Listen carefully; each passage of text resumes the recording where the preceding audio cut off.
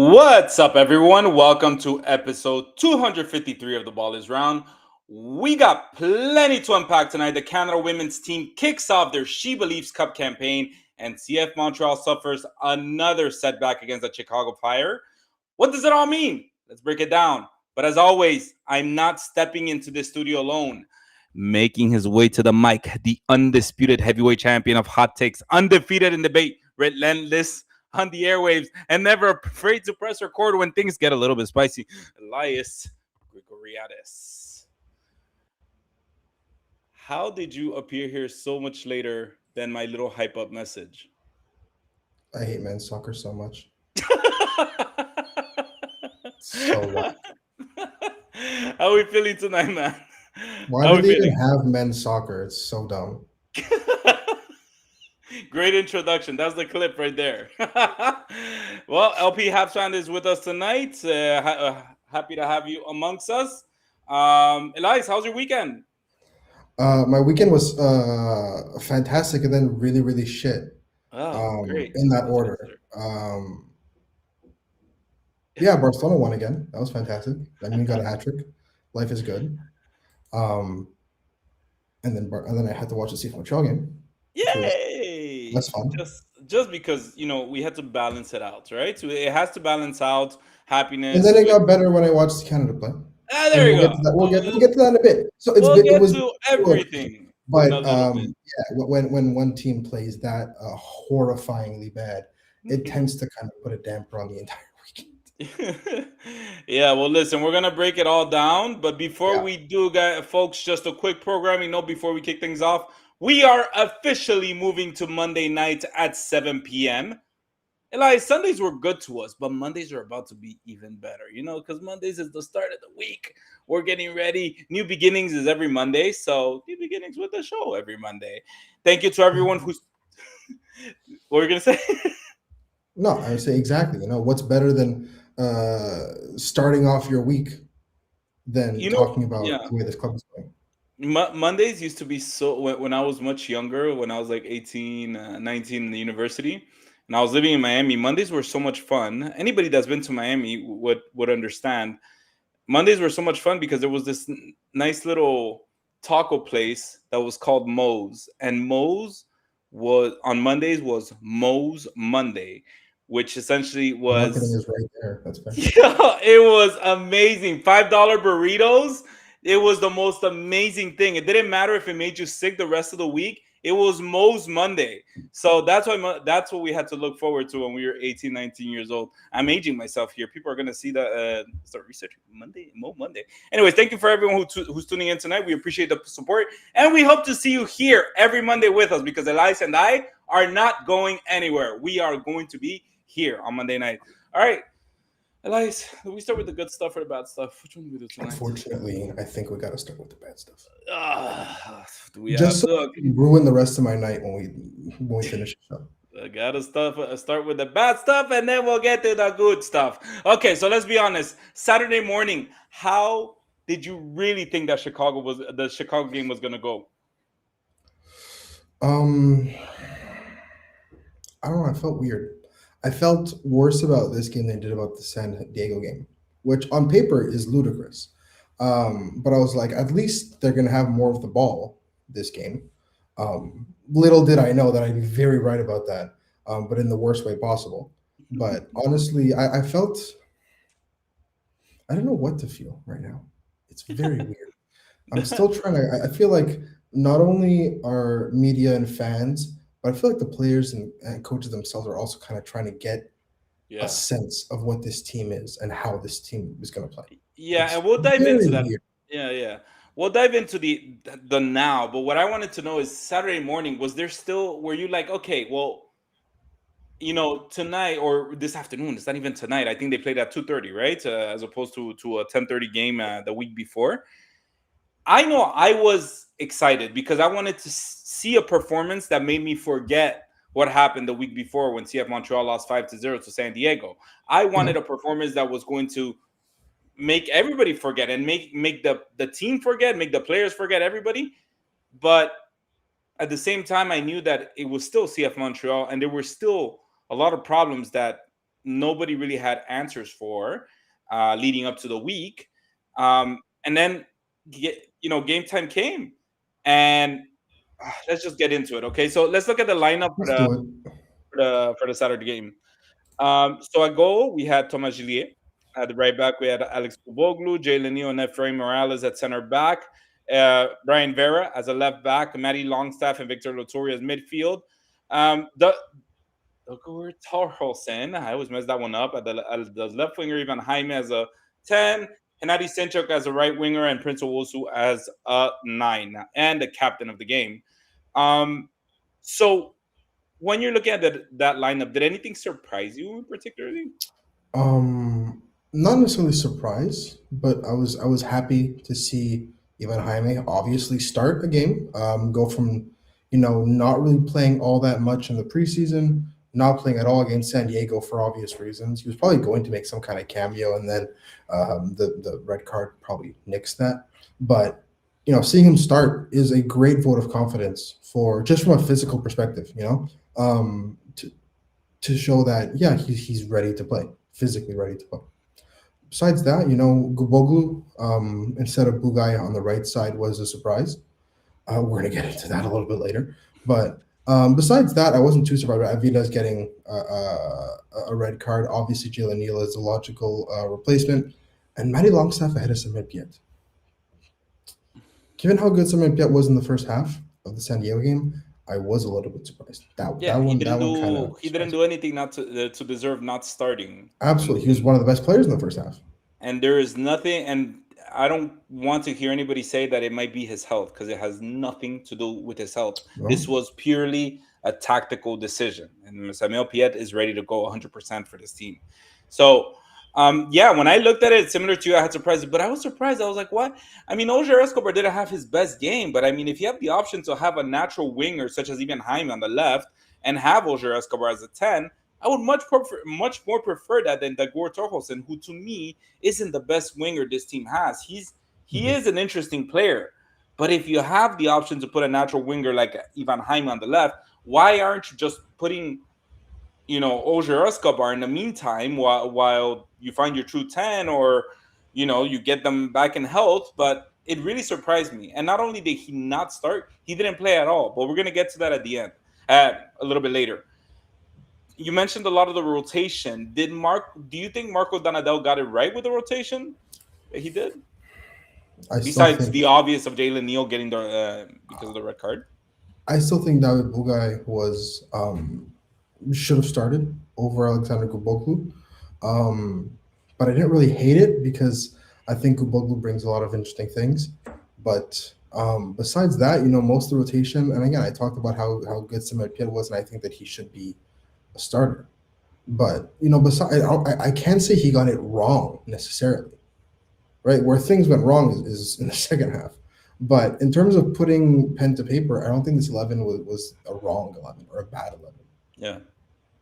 Yeah, well, to me, it's not so much about as the wrong 11, but more a questionable 11, because, as you mentioned, Alexander Guboglu was on the right back. And I believe the last game against last week in San Diego, Bugai was not even on the bench. Am I wrong, or was he at least Yeah, in the he bench? wasn't even on the bench. Okay, and then this week he starts in the bench, but there is nobody's asked Marco Donadel the question what's going on with the Bugai situation, and he's not injured. He seems healthy, so he's the natural right back. And last year we discussed it on this show several times how he was one of the more standout players in Donadel's Hmm. scheme. He did nothing wrong, and it also worked really well with Hennady Sinchuk.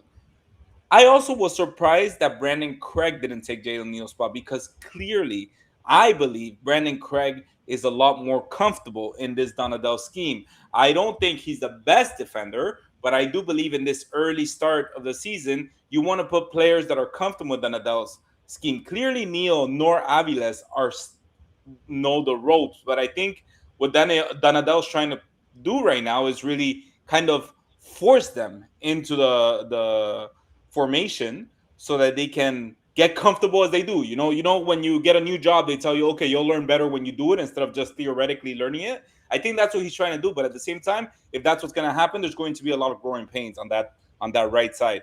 But that's what Yeah, for surprises me, sure. why they're not putting Brandon Craig and he's only a replacement. I think Jalen Neal is that well. Jalen Neal is definitely higher up the pecking order. I think the reason Brendan Craig played so much last year is the fact that Brendan Craig was that Jalen Neal. Did I say that right? Brendan Craig played so much last year was because Jalen Neal was so often injured. But I think in terms of the pecking order, Jalen Neal's definitely above Brendan Craig. What I like about Brendan Craig is that his game is kind of just solid, and I think that that's honestly maybe something the club needs right now. So I guess we'll have to see how that depth battle goes up because again, Jalen Neal had a horrifying game on Saturday. So that very well may open the door for Brendan Craig to get some really meaningful minutes. But I am again of the opinion that the bag two the center back pairing should be Efrain Morales and Brian Vera. I don't see why that's not the case, Mm. but it's logical, right? And again, maybe when Noah Streit and Fabian Herbers are fit, Dangar Torhausen doesn't have to play left wing, and he can actually play left back. Where again, we'll talk about it in a bit, but I didn't hate what he did when he moved there on Saturday. But again, this is all about now how this team is going to look at full strength, which again we haven't seen, but there's Yeah, I not mean that they're much left needed before your full strength. So it's not like there's 4 or 5 players coming in that's gonna like boost this team massively. yeah, exactly. I mean, I'm not one that's looking necessarily forward to Fabian Herbers as the solution to all the CF Montreal problems. I think he can bring a different he can impact the game differently, but I don't think he'll be an impact player. The impact players are played on Saturday and they made no impact, so it's a little bit Yeah, surprising. And as you said, it's one of those things that you start wondering what is the missing piece, where's the missing piece, and why aren't they being played in what may seem to be their natural positions when they do have the options. Now we do have a few comments in the chat here. We have LP Habs fan that tells us Drouin Dami slash Dami is Jaime right now, hopefully not long term. What's your take on that? That's a hockey reference. I'm sorry, folks. I don't really yeah. watch hockey to fully understand what that is, but Maybe not Dome, but Drouin was a pretty high profile player that came in with a lot of expectations and kind of just didn't really live up to it. Even Jaime is way too early. This is like game number 5 for him, I think. mhm. So it's a bit early to say that, but it's I hope you're wrong. Uh, but There's a no, lot of yeah. I think Ivan Jaime is infinitely more talented at soccer than Domi or Duhoy are at hockey in terms of just level in the league. So I hope that doesn't end up being the case. And I think the only way that does end up being the case is injury. And you know, if he stays fit, I think he'll be much better than that. Hopefully. Okay, nice. Honestly, I wish I could give an opinion, but I don't watch hockey and don't understand the reference. So I'll take Elias's word for it, or anybody else that gives an opinion on that. Now we had another fan that said, "Have you seen the banner some fans unfurled at the stadium this afternoon? Seems to me Yeah. fans are pretty sick of it." I did not see the banner. What was the banner? Talk to Yeah, us about some members, some members from the supporters group, put a banner on the fence at Saputo Stadium saying "Let de marde, Mercato de marde." Um, it. Oh, I mean, until proven otherwise, kind of they're is. not wrong. Yeah. Um, Look, we knew going into the season that the players brought in were depth players and not necessarily elite improvement players. You take a look at the best 11 for CF Montreal with everybody healthy. It's not that much stronger than the best 11 that ended last season. Where they improved is depth. So this letter, which promised ambition and progress and new faces, well, they got new faces, but it didn't really feel too ambitious. It felt targeted. It felt like a very pragmatic winter market, but definitely not ambitious. So I understand their frustration. And again, can you blame them when you make such big claims about how this season is going to go and how this rebuild is going to go? And even if you do say it's going to take multiple windows, you know, your first impression of this rebuild is a stinker. Yeah. I think the fans have every right to be impatient. You're right, Elias, and to do that kind of sign. But Lucas Saputo will stick to his gun and say, I'm not done yet. This is not my full work yet. Don't judge me on what you're seeing right now because I still have a few windows to go. But I understand the impatience. Elias, even Yeah, you and I here doing this podcast, we're starting to get impatient at the same storylines every Sunday, Monday night that we do this show when it comes to CF Montreal. Another loss, another mistake here, another individual mistake. We're getting sick and tired. A lack of talent in the starting 11. How many times have we said that? They're just missing this little piece. They're one move away. It's just that little thing. So I understand the hmm, impatience.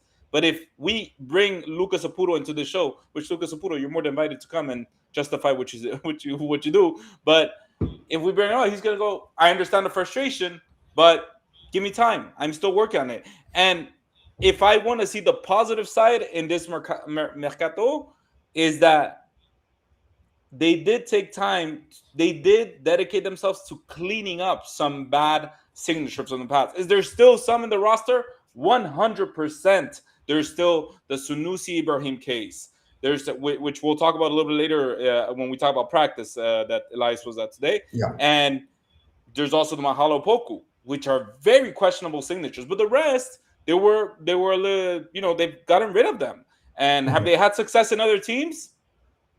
That remains to be seen. I mean, Caden Clark wasn't even in the team sheet for the DC yeah. United. So a lot of questions to be asked. But guys, we love the interaction. We are seeing your comments, and we guys, people have opinions today. Let's go. Let's go. So No, look, we have there's a lot to say. Let's be yeah. honest. Well, look, I hope you have some. I just hope that Bugai isn't getting the Fernando Alvarez treatment. I don't I know what. hope not, because that was like Fernando Alvarez falling off the face of the earth was more because he just could not adapt to four back. Um, Last year, Bugai almost got the opposite of the Alvarez treatment. So hopefully, there's an actual reason as to why Bugai isn't getting minutes. Again, if he doesn't play again this weekend um, against New York Red Bulls, then there's a real conversation to be had, because Hidalgo steps up, drops a stinker. Guboglu steps up, drops a stinker. I feel like it's David Bugai's turn, not to drop a stinker, but to play. So I really hope that that is the case, because if it's not, then there's genuinely something wrong. Yeah, and we have P Dubs that tells us, I know they said Losenko is a project, but he can't be worse than Lotori and Longstaff. If not, they need to get a real eight yesterday. I agree. I Uh, think yeah, he can't be worse than them, but I mean, we haven't seen him play to judge whether he is better or he has more hope. We can't have really an opinion, but truth of the matter is, Lotori and Longstaff, and again, we'll talk about that in a little bit. I don't know if they're the best ones. You mentioned a little bit of Samuel Piet. Why didn't he start? We didn't do it. He didn't do it. Well, why not get Losenko in the mix and see what works? Because right now, the midfield, I'm sorry, is not working for me. It's just not working. It's not producing anything. So yeah, I mean, P Dubs, I agree with you. And guys, I'll please tell you this continue. right now.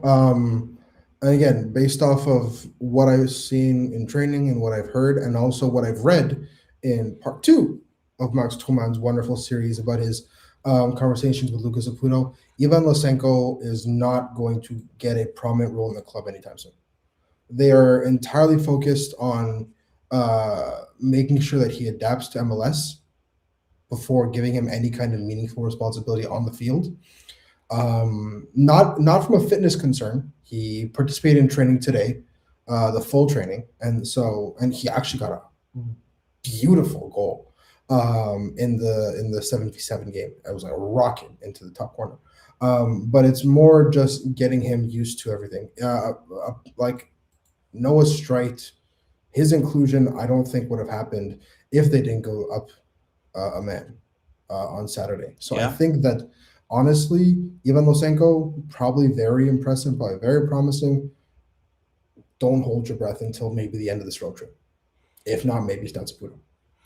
And we have JF Montreal that says, I miss the Piet Wanyama days. You know what? I'll say something to that, Elias. Those were good days, Ah, but they were good days under certain conditions. Because if you put Piet Wanyama together in 2023 or 2024, That's not a pretty Oh combination at yeah, all. but It 2022, man, that's where it's at.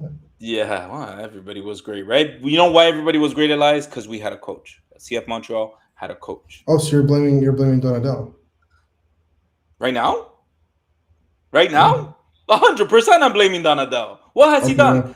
Tell me, what has Donadell done to Okay. justify this? I want you to really think about the game on Saturday. I want you to really think. Did he coach Did his he? team well enough to be prepared for one man up or one man down on both of the past two games? In terms of preparing your team to be one man up, I will admit, and again, he took the bullet in the press conference. He Yes, he kind of did. said mea culpa, it's all my fault. I completely disagree. I think it's partially his fault. I don't think he managed the very important 10-15 minutes that follow a red card very well. I don't think he did at all.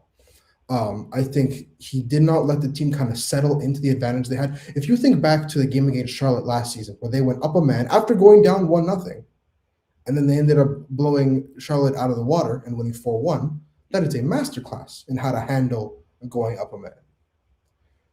But what he did was he let it simmer. He let the team kind of develop a control over the game with the game plan they already had in mind, and then he made changes when necessary. Here, he made two substitutions off the rip, really quick, and that kind of threw everything off. So I will admit that Marco Nadel's handling, and he admitted himself, his handling of the crucial minutes after the red card were bad. Inexperienced, mistake, call it whatever you want. That being said, you are professional soccer players. I don't care if the coach hands you a lump of shit. You should be able to make 10-foot passes. You should be able to make first touches without having them go out for throw-ins. You should be able to run. You should be able to track back. You should be able to do all of those things, especially when you are one player more than the other team. So I understand that Marco Donadel was not happy with his performance. I understand that other people were not happy with Marco Donadel's performance. Neither was I. He 100% deserves some blame. But most of the blame over 90 minutes, right? Because my only issue with Donadel in that game specifically was how he handled the red card. The first half, I think he set the team up well. But the team responded by dropping 90 minutes worth of shit on his lap and everybody else's. Because that first half, Chicago was equally bad, right? You could blame the turf, you could blame the conditions, you could blame the wind, you could blame whatever you want. Doesn't matter. They were equally bad. That one goal was Guboglu and Neal messing up the coverage, whatever. Lucky goal happens. Everything else, nobody deserved to be ahead. So CF Montreal, the players themselves, completely underdelivered and completely misrepresented what the standard for a professional soccer player is. That was not MLS level. That was not CPL level. That was barely League One level. I like that. All And right. you know what? I'll So add that was this. Yeah. horrifying. I'll add this, okay? So that same day, I watched the Toronto FC versus Vancouver game just because I knew that Toronto was going to lose, and I like seeing Toronto lose. I don't give a Uh, damn, man. We're here to analyze soccer, but I don't give a damn. I still hate Toronto. I don't care who listens to this, but and I was just enjoying it. And I was like, what makes Vancouver such a good soccer team? Because they are a good soccer team. Forget about what's going on outside the field. I'm talking about in the field. When you watch them play, they're a solid soccer team. And I'll tell you what they do, yeah, Elias. It's not that they have more talent. No, they they do. don't have more But talent. They do yes, have they more do. talent, whatever it may, but it got developed. Objectively, It yeah. got developed. But you can put that same talent in Marco Donadel's scheme right now, and it won't work the same way. And I'll tell you why. Because Vancouver has managed to make their players do the basic things of soccer right, which means passing, as you mentioned, running, being in place, understanding what's going on around you, having the midfielders have a complete awareness of what's going on around them. It's the basic things of soccer that you've done since you were 5 years old. So this is, I think right now what Marco Donadel has his team doing is thinking way far ahead.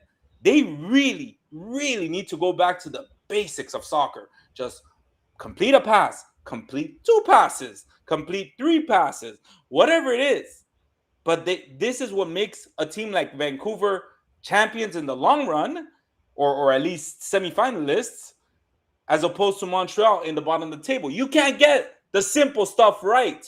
You won't They get the also big have picture much better right either. players. And what? Oh, sure, but like I said, No, dude, even no, that's not a whatever though. The gap between Vancouver and Montreal is not down to just coaching and development. The quality, even before you bring in Thomas Muller, the gap is astronomical at almost every single position. but I still think that they Let's call a spade a developed a lot spade. of that talent and they Oh, made it. maybe, but it's not just like if you stuck Marco Donadel with Vancouver's players, 100% they make the playoffs. 100% they finish top five in the West. 1,000,000%. That team is fantastic.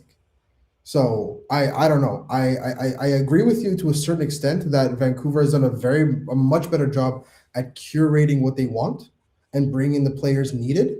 But at the same time, I could think of how many teams are in Montreal? 32 teams. I can think of like 28 teams that have done a better job at curating what their squad needs than Montreal. Yeah, So I'm like using Vancouver as if an if the example bar is just Vancouver, Philly, San Diego are the gold standards for bringing in the right players that without fit. breaking the bank, Yeah. without spending Miami or Cincinnati money, right? Cincinnati too, actually. Cincinnati too. It's a great example. Without spending Miami or LAFC money, right? But if we're going on who did it better than Montreal, the shorter list is who did it worse. Not Okay. many. Fair. Fair. All right. I went on a tangent because you set me off a lot. Elias, but That's we what I do do. gotta get to I the game, push okay? buttons. Yeah, yeah. As you guys can see, I've been holding it in since now we're doing it Mondays. So overall, what was your You thought of got to the? take that get back to work end of weekend Yeah, frustration out on the I'm podcast not now. mad. I'm just that's what it Disappointed. is. So Monday, so what was your thoughts overall of the game? I know we kind of talked about it already, but just give me a quick. What are your thoughts of the game Shit. overall? Great. All right, next topic. Just absolute just absolute like I have and we talked about this before the show. When you ask me what I thought of actual performances, I'm just gonna say shit. Like Yeah. there's like I can't get into I can't even get into the tactics of it. You can get into the tactics of the substitutions, maybe, right? But I can't even get to the tactics of like the players on the field because they played so poorly. Because they and we've seen these players play soccer before, so we Yeah. know for a fact that they're not you know all they're not all stars, but they're definitely better than what they played in Chicago, right? Let's be honest with ourselves I for a agree second now. with that. They are They better. they, they are Yeah. significantly better than the performance they showed in Chicago. Then I'm what's not saying happening? that I Then what's happening? I don't know if the fucking planets aligned and everyone decided to play their worst game of their career at the same time or what. They're Or I think overthinking. maybe they They're spent too much overthinking. time in the sun and then they had a 30-degree Celsius shift in temperature and then their bodies froze because when you saw them running, let's be honest, they were not running. No. They looked like No. they looked like they hadn't completely thawed yet. And I think maybe the fact that they spent 4 weeks in Spain, then 4 weeks in Florida, and then a week and a half in San Diego, and then flew to Chicago day of or the day before, and got like one session in the cold. Maybe they didn't adapt well, but let's be honest here. They played well. Like this was not a good game, and this team needs a lot of work. But this was well below the level that we would expect of them. Yeah, I agree. I thought you said it well. It was a shit game. I thought before the red card, they were not playing their best game already. They were down, I think already they were down 1-0 already when they got the red card. Yeah, So you said, okay, they're not having the best game. They're not having their worst game, but they're not having the best game. Then they got the red card, and I was like, okay, Montreal needs to show other cards now. And they had, what was it, at the 62nd minute? 62nd minute. I mean, 56, give I me think. give me that scenario 1,000 times, and there you win out of 1,000 times, 999 ways, you 999 times you win, but Montreal didn't.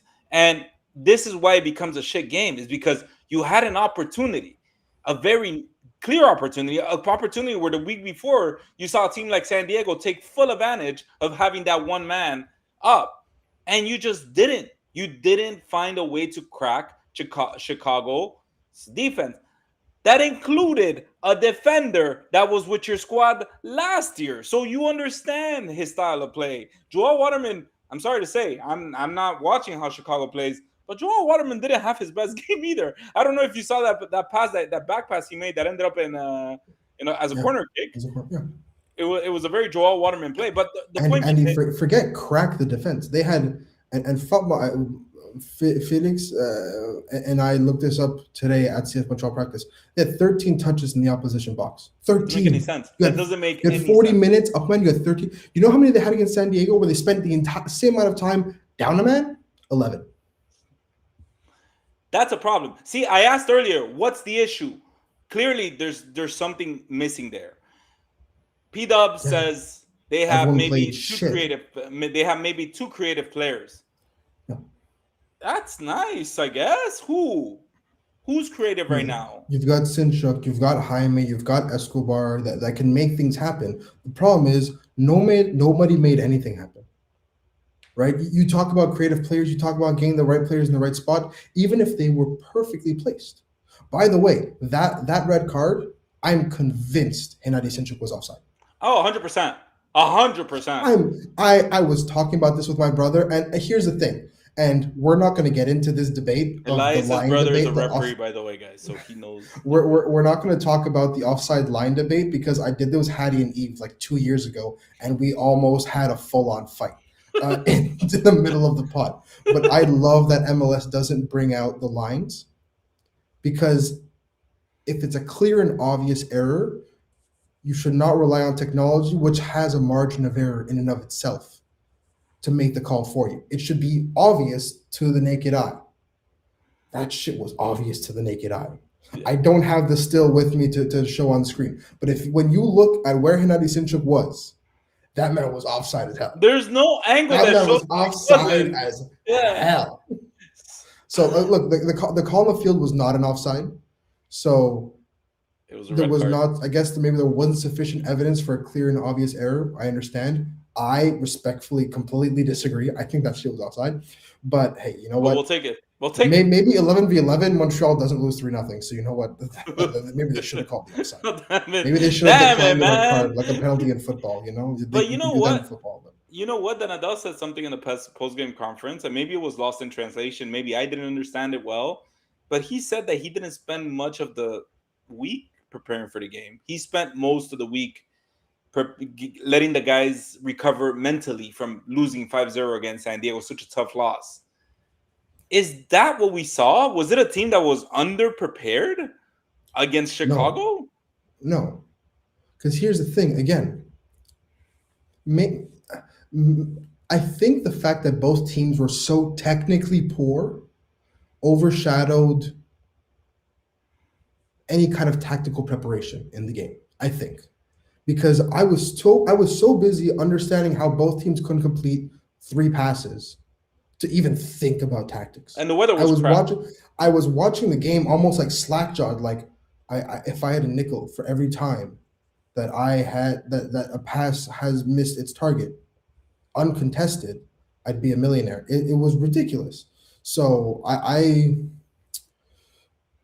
honestly, from a preparation standpoint, I feel like they executed at least the defensive scheme well because Chicago provided nothing. Chicago couldn't create, and the one goal was because they defended terribly. Guboglu and Neal fell asleep, but I personally think that preparation was not the issue at all. That's because everything else was so bad. I think there was a lack of focus and it's lapses of judgment. We saw it a lot last year from the young players that they have just little moments of lack of focus because when that goal that you mentioned of Guboglu and Neal, they both seem to be arguing after the play as to who was supposed to get that man, and that can't happen too often. That said, they are both very talented players and can definitely play. Now, Chicago, the only difference that they had, because I don't think Chicago is a good team. I don't think they played well. But the only thing that made them different from Montreal on Saturday was the fact that they took advantage of opportunities that they had. Yeah, And they Montreal didn't have to do anything. They capitalized After they on went up mistakes. 1-0.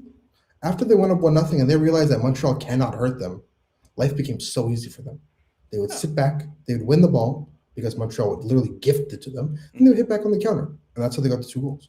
But okay. So we got a comment from LP Hab fans saying they said that it was a dog so before the ball was even passed, so it doesn't even matter. That's just an off-ball foul. That's not a dog so. I think the implication of dog so is that the ball is coming Explain to to him. us what a doxo is. Dog so is denial of an obvious goal scoring opportunity. Right. That's what it stands for. That is one of the requirements. That is a requirement for direct red card. That is what was judged for it to have happened. But if you look here, the contact, like, and that's why I've been looking off screen. I'm like replaying exactly what happened.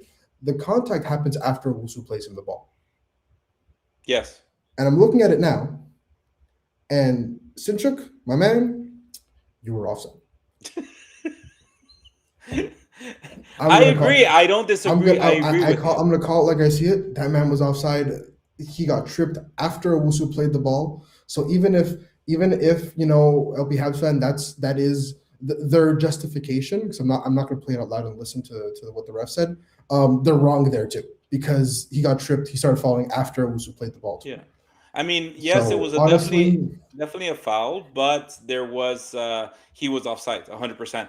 I but we're it's not a going to quantum spend the physics show foul. It does not actually discussing that exist. offsides because there's so much more to discuss than just the red card because at the end of the day, we're having a whole different conversation if Montreal wins 5-0 Absolutely. because of the red card. 5-1. They actually scored before the red card. Yeah. So, who was your top performer quickly for the Fuck. night? Julien. I Has will to be Julien. say. Oh yeah, of course. Yeah, I didn't even think of. My Julien brain was was so fun. playing Yeah, of course. lights out.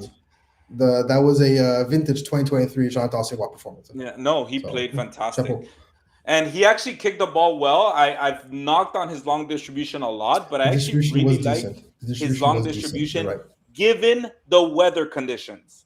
Because it was, if you guys saw the weather, you could see the sweat, you could see the fans, everything was very windy. So I Yeah. really, really like his intention. But I cannot understand for the life of me why the attackers have struggled in the past two games, especially Prince Owosu, to beat their defenders or to use their body. Prince Owosu dominated defenders last year and always was there as a point of attack to start with Jonathan Sirois. This year, he hasn't had that success so far in the last two games. And it's a problem because that's part of Donadell's scheme. That's what he Yeah. does.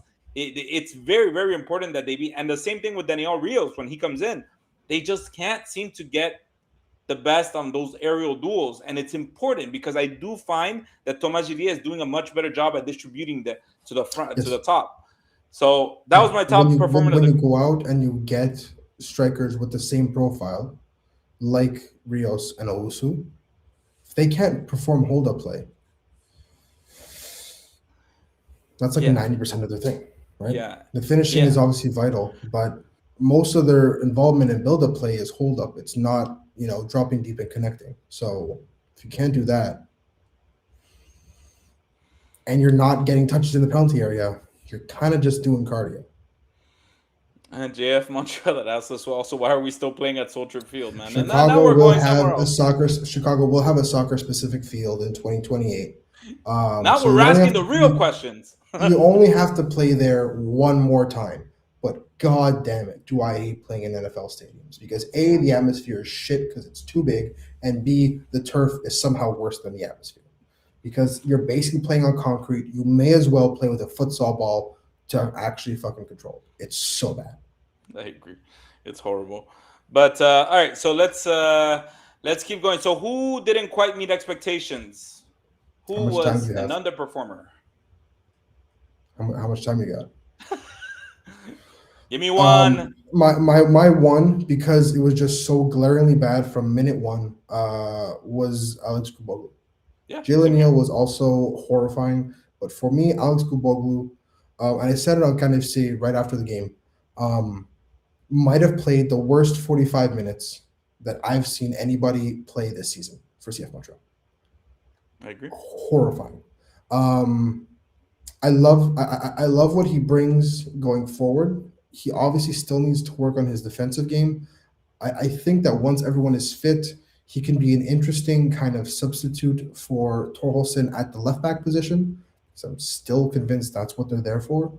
But those 45 minutes, I was convinced he was going to get subbed out at halftime. Jalen Neal got subbed out at halftime, deservingly so, but I thought it was going to be Guboglu.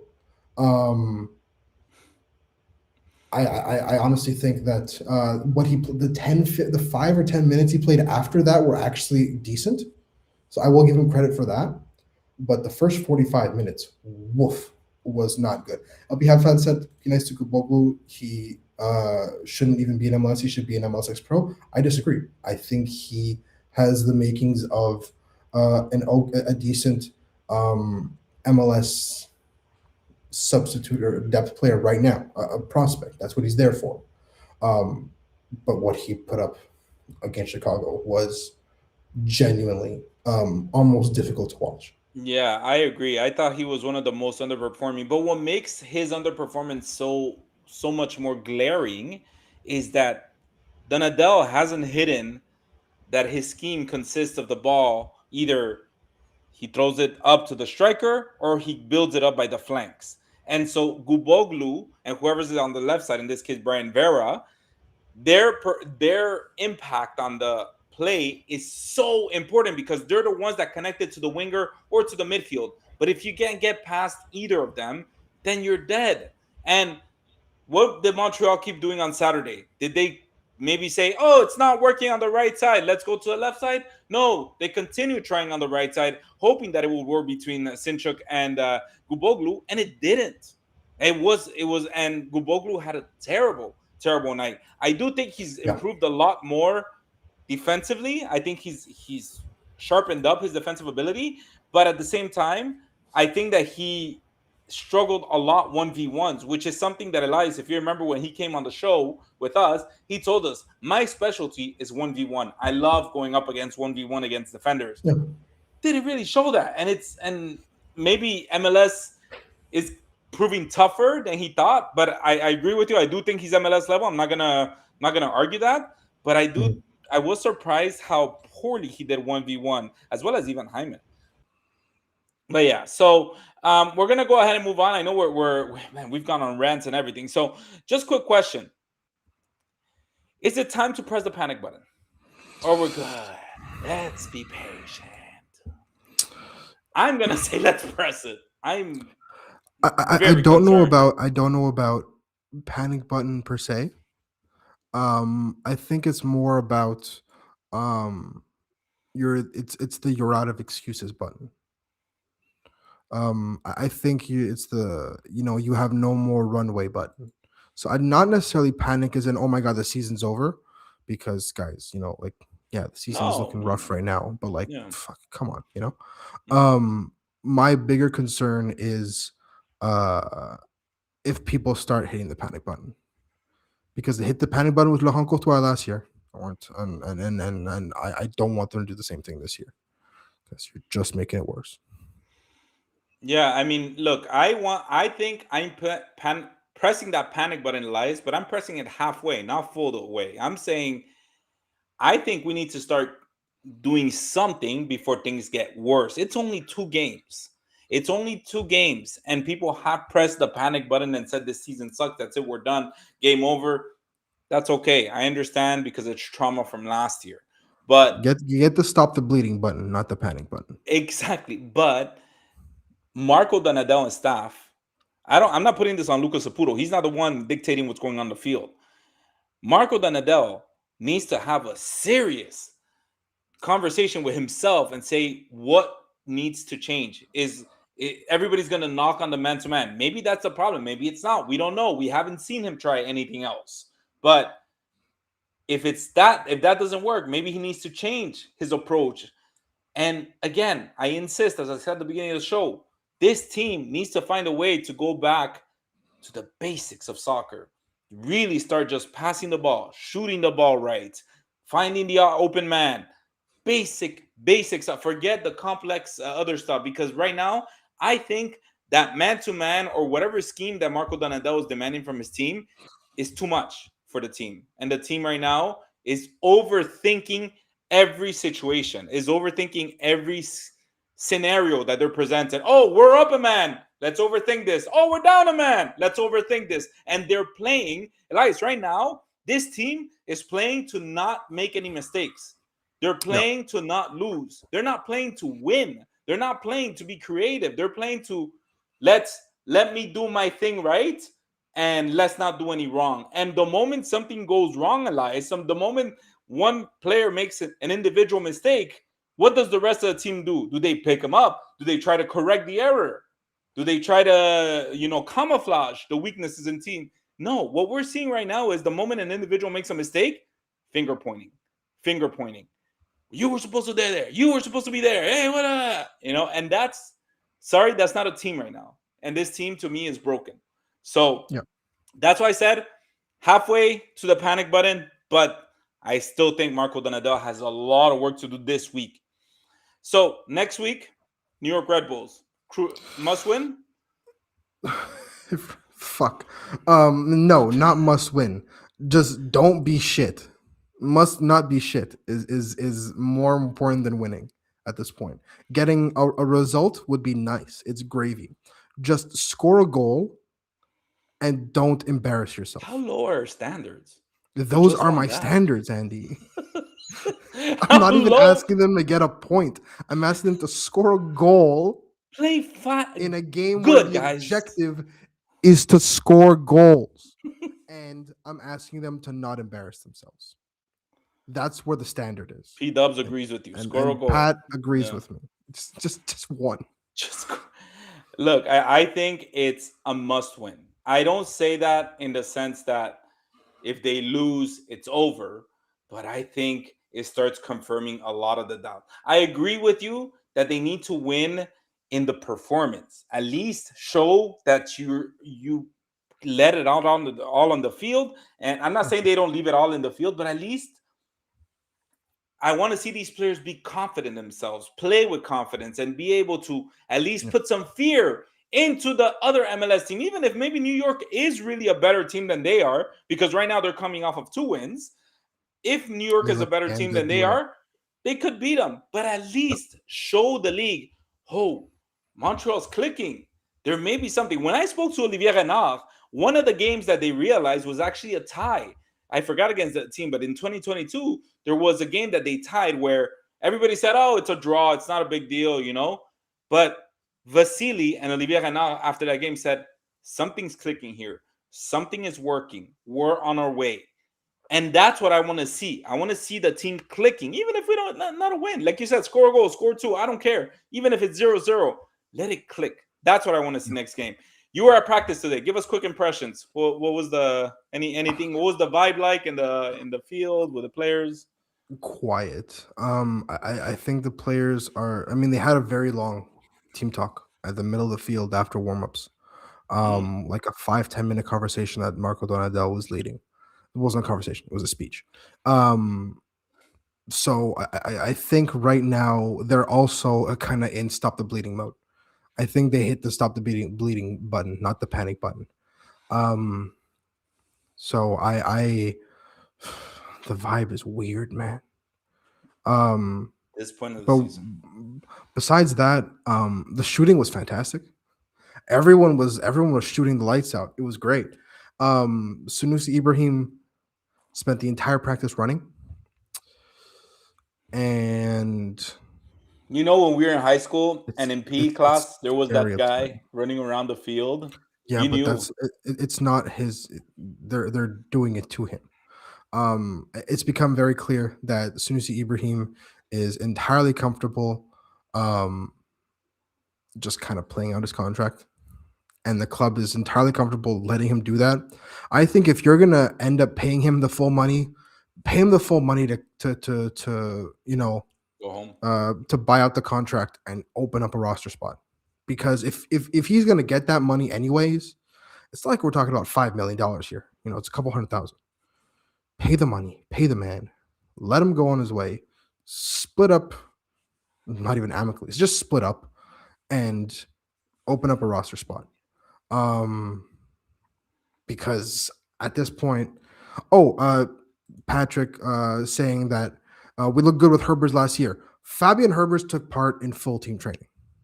He was there the Okay. entire time. He was even doing the actual scrimmage, full contact, and he looked like someone that has not eaten in a million years. Figuratively, he looks like he's in good shape, but just the man is hungry.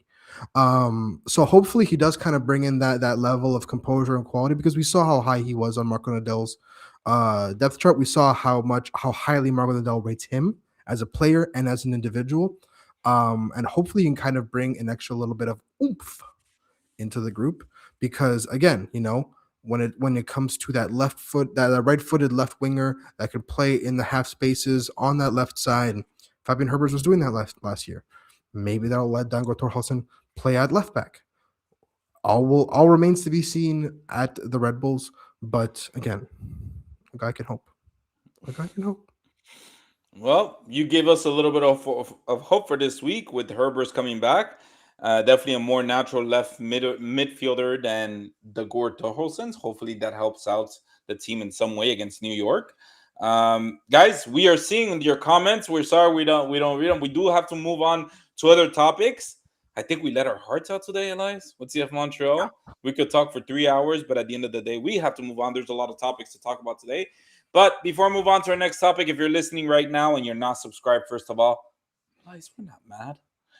We're just disappointed.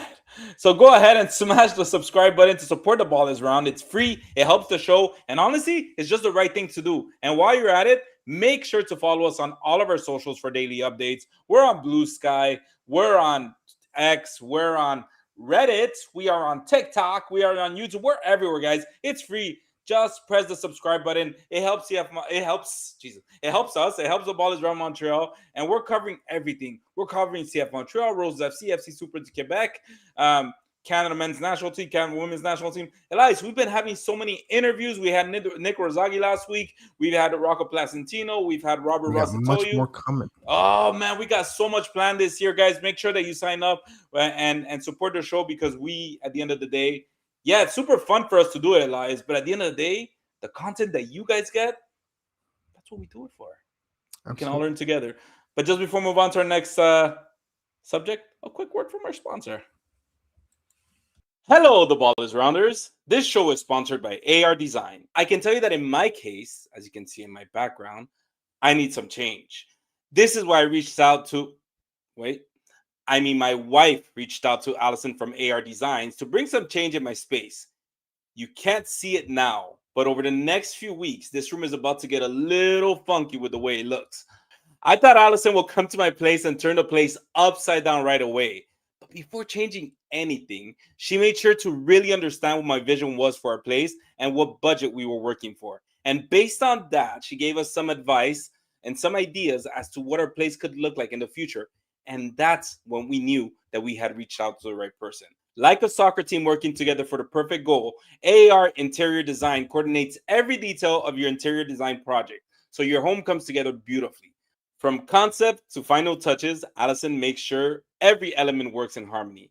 Visit ardesign.ca today to see her latest interior design project, or follow the links that you see below me on her Instagram, email, or the website, or you can just find the links on the YouTube description. Thank you, Allison. Thank you, AR Design. And we're back. So our next topic, as we mentioned at the top of the show, the Canadian women's national team kicked off their SheBelieves Cup campaign yesterday against a confident Colombian side that came in unbeaten in the last three matches, 2 wins and a draw. Canada made a statement, a dominant 4-1 victory to open the tournament. Let's break it down, the goals, the key performances, and what this result means moving forward. Elias, Canada hasn't won a match since June 2025, and this was their first game of the new year. How crucial is success in the SheBelieves Cup for Casey Stoney and her squad? It's all about momentum. It's all about momentum. This is a team that hasn't played a competitive match in forever. It's been a long time for international standards, and so the fact that they can not only get back to competitive play but also get back to competitive play with a win is so important.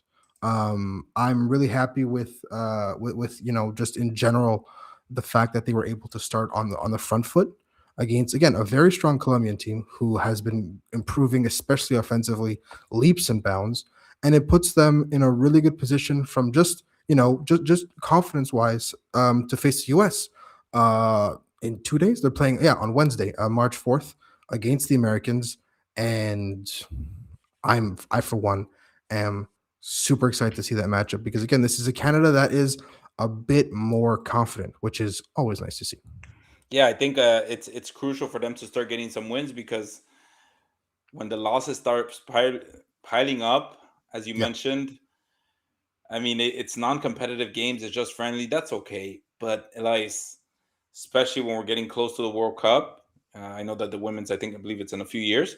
Um, it's important to have those wins because the question starts getting asked. I know Canada Soccer Women's is going through kind of a rebuild in their own way in other aspects, but they need to get the wins so that the Mhm. rest can kind of be forgotten, right? So very, very important. I believe that they have a good run in the She Believes Cup, and I think the match against the U.S. will prove whether the Colombia game was the real Canada or just a good luck game, right?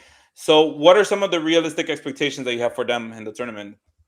In this Like, tournament, to win it, to compete, right? You to want win you it or to whenever you compete? play Which one?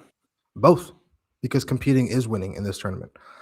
They beat Colombia. They can beat Argentina, and with the U.S., it was rough the last time they played. They lost 3-0, and they were competently and confidently beaten. This time around, hopefully some of this momentum and some of the most concise attacking play that I've seen from them in a long time really takes hold because a lot of people got involved in the attack, both as starters and off the bench, and that is something that has not consistently happened for Canada uh, since Christine Sinclair left. So honestly, this is a good thing, but the U.S. is one of, if not the biggest challenge they will get consistently until the World Cup. So I hope that they can really, you know, make an impact. Okay. And let's look at the lineup quickly so Yeah. that we have for the game. So I'll let you call out the names, Elias, because I always botch their Yeah. names. Look, Casey Stoney, uh, much like she has not changed much in terms of the formation. It's a 4-2-3-1. They've had a 4-4-2, and they've abandoned the three back when Kadisha Buchanan got hurt, who again has come back and is now getting minutes with Chelsea again, which is delightful because she has not played in over a year. So hopefully she will be back with the national team and getting some minutes with Chelsea regularly as soon as possible. But in goal, Kaylin Sheridan, I think her spot is still uncontested. You had a back four of Gabrielle Carl, Vanessa Gilles, Jade Rose, and Janine Sonis, who is back from injury. And then you have your double pivot of Jesse Fleming and one of three Northern Super League starters, Emma, Hey, get Emma, it. Emma Regan next to Jesse Fleming. And then you had your attacking trio of Holly Ward of the Vancouver Rise, yeah, Marie Yasmin Alidou d'Anjou, who plays in Port Canada, which is basically just Canada as well. And then you also had Delaney Prindham, who as well made her national team debut. And then up top, you had Jordan Heidema. Um, this is a fairly rotated squad. There was again, obviously you have three NSL players, and you had obviously Prindham making her debut, which is wonderful. But I really liked how this looks like a really solid depth squad. Right. Again, the back line I think will be the starters. I think it will be the starters. But going forward, Canada has always had a lot of depth and just really struggled with it from for the starters at least to kind of create any kind of synergy. But what I saw from the front four, I really liked just in terms of creating chances and destabilizing the Colombian defense. Okay. So that gives us pretty much your impressions of the overall performance. I thought they also, I felt that the Canadian women's national team really played well against Colombia overall because they seem to really capture the moments, really capture the Mhm. opportunities, and they never took their foot off the pedal. It really seemed to that they were ready to play. I think they caught Colombia on an off day because Colombia really seemed to be having circles run around them. But again, it might just be early in the tournament. Maybe Colombia will bounce back. We're not talking about Colombia, but I do want to say that I do believe Canada did capitalize on the opportunities that Colombia gave them, and this is why the scoreline reflects that. It would have been better if obviously if it was 4-0, that penalty should have not happened. But it's it was a solid performance. Now, was there anybody that stood out to you on the in the game? Any Janine players? Sonis, she was Sonis excellent. was She great got an game. assist. It was a great corner. Her set piece delivery is phenomenal, and she has been in and out of the national team with just a string of injuries and kind of struggled to consistently contribute. But right now, she is in some of the best form of her life. Unfortunately, Olivia Smith had to leave the camp because of injury. I was looking really forward to seeing how she would play. I don't think she would have started. I still think Jordan Hyden would have started up top, but she definitely would have gotten minutes. She is, the most informed Canadian player in the world right now. She is killing it for Arsenal. She is one of the best players in England right now. And so, unfortunately, over the last 2 or 3 years, she's also struggled to stay fit. Mm. And so hopefully she can kind of get a decent run, especially because again the World Cup is in 2 years, but it comes quick. It'll no it come it's in 1 year. Sorry, and it'll surprise you by how quickly all of a sudden you're in World Cup prep mode. So hopefully Olivia Smith can kind of bounce back. We don't know the extent of her injury, just that she left camp, but um they didn't miss her, at least against Colombia.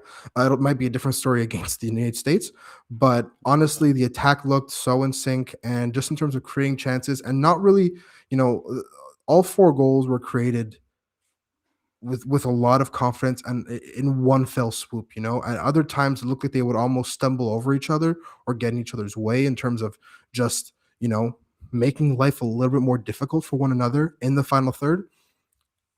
Against Colombia, everything looked really smooth, and I'm really happy because even when even Vier Cas came on and Michelle Prince came on, it continued to be the case. They didn't skip a beat, so I'm really happy. Just overall, I think Casey Stoney's going into the locker room after that game and going like, "Oh, they needed that really bad." Yeah, and you know what? I'll say that to me, the standout player was Vanessa Gil, because Oh, she's a rock star. Colombia is here, Vanessa Gil is here. She is Yeah, playing at a whole different level. She is literally can do it all. She can even create fake fouls, like the Colombian player that fell with no touch. It was magical. Never seen that one before, but it was. I think she had a fantastic game. She's playing at a whole different level, and you love to see that. But it's got to be consistent. And if there's any player in the Canada women's national team that's been consistent, it's got to be Vanessa Joseph over and over She again. has She been, is yeah, she's been the bedrock of that national team. Her and Jessie Fleming have been among the many people that have just been anchors for that team for so long now. And yeah, Vanessa Gilles, the Canadian kind of arrow because she just keeps on winning headers and scoring goals. Um, Absolutely love her. Yeah, and our friend Juan Ugarte tells us Colombia is a formidable opponent, not elite, but formidable Yeah, indeed. Why can I for a not 4-1 say? against Colombia, 100%. That's a very big win. That's a very positive result because yeah, like Juan said, it's not like you're playing Spain or France or the US, but that's a very tough team to break down and a very tough team to keep quiet because again, except for that penalty, there really wasn't a whole lot that they managed to create despite having some pretty big guns up front. Yeah. Please, if anybody has opinions about Canada's next opponent, the United States, by all means, give us your take. We're here to discuss it. On the flip side, was there anybody who maybe didn't meet expectations, Elias, against Colombia?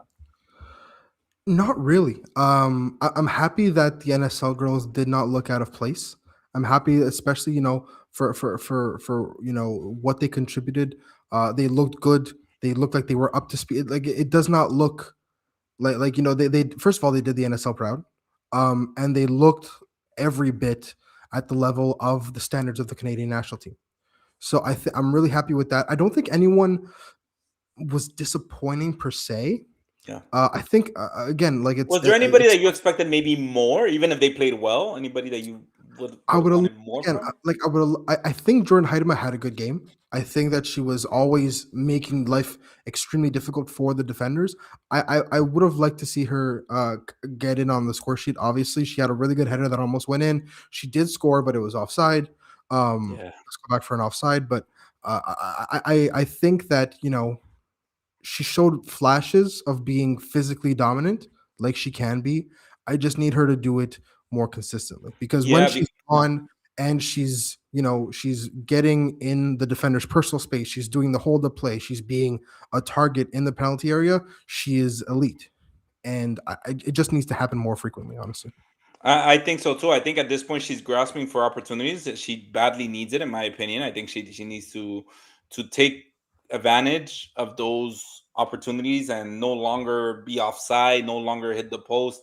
It needs to go in because she needs to get on the score sheet and become a dominant force up top. It's been way too long that she hasn't scored. She struggled we've seen Elias in the past her that she struggled in a lot of games. So she needs to really be consistent and start putting in performances that make this team scary up front. Mhm. Was there any surprise performer? Anybody that maybe flew under the radar for you during the game? No, not really. I think everyone that look, I didn't expect Janine Sonas to have the game she did. She's always been so much fun to watch and such a great impact player. But just the set piece delivery, having someone that can, first of all, whip in multiple unbelievable crosses and corners, and then on top of that, score a fantastic free kick. I think that that's worth its weight in gold, especially when you get so many dangerous chances and free kicks that are when you have a set piece specialist like that, the game takes on an entirely different approach, right? We've seen, bringing back to CF Montreal, who if they get a corner, it's kind of like, okay, how are we going to clear the ball this time? Versus, a team that can consistently find someone like Vanessa Gil or Jordan Heidema and whip the ball in with real pace and accuracy. Or, you give away a set piece, all of a sudden you're really sweating instead of saying, okay, how are we going to block this free kick now? Mhm. So yeah, Janine Becky, I mean, she's always been a good striker of the ball, but yeah, I was completely blown away by just how much of an impact she made. And just to finish the topic here, so after the great performance that they had against Colombia, do you make any changes or do you just kind of double down? What are you doing if you're Casey Anthony to make sure they say Casey Anthony, but Jesus, I say the mean, wrong name. you throw in you defund the attack, right? Samuel Joe came off the bench and had a certain. I'm not sure she did. Oof, okay, I'm blacking out here. But Sima Wujo is obviously, is a starter for me. There's no Olivia Smith, which makes life a bit difficult, but Chloe Lacasse and Evelyn Jane need to be in your starting lineup. Nichelle Prince is still a nightmare on that right hand side when she's in form, and she looked great and scored a wonderful goal to kind of cap off the night. So I think that we're going to see a pretty heavy rotation against the United States. Um, but I think the back line is most likely going to stay the same, and I think the attack is going to look fairly different because if you're playing the States, you got to bring out the big guns. Yeah, and is it a must win in the United States? You think, or they Hundred can percent, do it? They can settle for a hundred draw. percent. It's a must win. It's a must win, and you show up and you compete, and yeah, again, like I said before, competing is winning in the She Believes Cup. So 100%, you got to beat the U.S. Okay, well. Do you have any They predictions? took the hockey away from us, Andy. This cannot slide. No, yeah, they they I fully expect them to put up a better performance than the last time the two teams faced off. And I'd love to see them win. I'd love to see them get some goals. I'd love to see the attack continue to look as fluid and confident as it did last game because you got to hit the ground running. The last time they crashed out of the World Cup was because the attack did not look good in the slightest. That cannot be the case again. Are you still bitter About what? I know what you're talking about about. Shut up. about? All right, thank you so much for Shut everyone who up. joined us. I love Loser. finishing this show on a high and angry note. So Well, thank you so no. much for Now you've ruined my Monday night. God damn it. we're going back to Sundays. So thank you so much to everyone who joined us tonight. We hope you love the show. As always, the ball is round is completely free to watch and listen to on all of our platforms. Don't forget to follow us on all of our social media platforms. Elias, we're on X, we're on Blue Sky, we're on YouTube, we're on Instagram, we're everywhere. So please give us a follow on my account as well as Elias's account for your daily dose of hot takes, chaos, and maybe even a little bit of nonsense. A huge shout out to everyone who joined the Patreon this week. So you guys are legends. And for everyone who tuned in tonight, thanks for sticking with us. Make sure to join us next week for episode 254. Quebec soccer, Canadian soccer. There's just too much to list as to what we cover on this show, but you already know the drill. Don't miss it. See you next time.